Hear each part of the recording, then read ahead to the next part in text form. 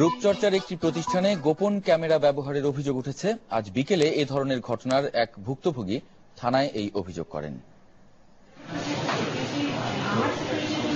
বনানীর 11 নম্বর সড়কের পার্সোনা সেন্টারে আজ বিকেলে শরীর পরিচর্যার বিশেষ প্যাকেজ স্পা করতে এসে এই ঘটনার মুখোমুখি হন স্থানীয় ভুক্তভোগী। আমাদের কাজ শেষ হয়ে যাওয়ার পরে যখন আমি বের হব, আমি ড্রেস আপ করছি, তখন আমি খেয়াল করলাম যে আমার মাথার উপর একটা সিসিটিভি ক্যামেরা। ভালো করে দেখলাম ওর পিছনে একটা লাইট জ্বলছে। তখন আমি বুঝতে পারলাম যেটা অন আছে।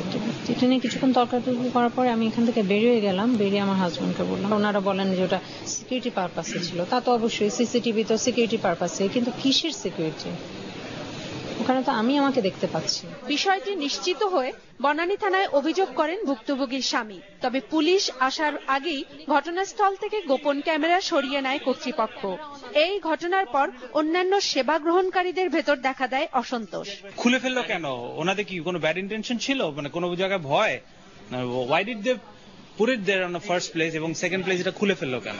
ধারণকৃত ছবি ফেলে দেওয়ার শর্তে বিষয়টি সমঝোতা হলেও সেন্টারের দায়িত্বরত কর্মীরা কপি করার সময় ধারণকৃত ছবি আবার দেখতে গেলে অভিযোগকারীর সঙ্গে হাতাহাতির ঘটনা ঘটে।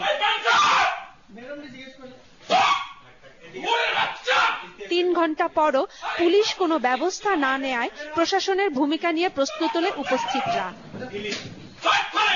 ব্যবস্থা হচ্ছে যে তারা যেন ভবিষ্যৎ আর ক্যামেরা এখানে লাগাইতে না পারে এবং এইসব স্থানে সেটার ব্যাপারে আরো সার্চ করবো এবং অন্য কোনো রুমে যদি লাগানো থাকে সেটাও রিমুভ করার চেষ্টা করবো। ঘটনার পর পার্সোনা কর্তৃপক্ষ বিষয়টি সমাধানের জন্য অভিযোগকারীদের সঙ্গে সমঝোতার চেষ্টা করে। পরে পুলিশের উপস্থিতিতে ভুক্তভোগীর বাসায় গিয়ে ধারণকৃত ক্যামেরার ছবি ফেলে দেওয়া হয়।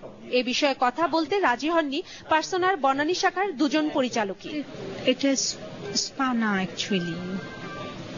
সরি, আমি এখন কিছু কথা বলতে চাচ্ছি না, প্লিজ। বলছেন যে কাউসার সোহেলি, মাছরাঙা সংবাদ, ঢাকা।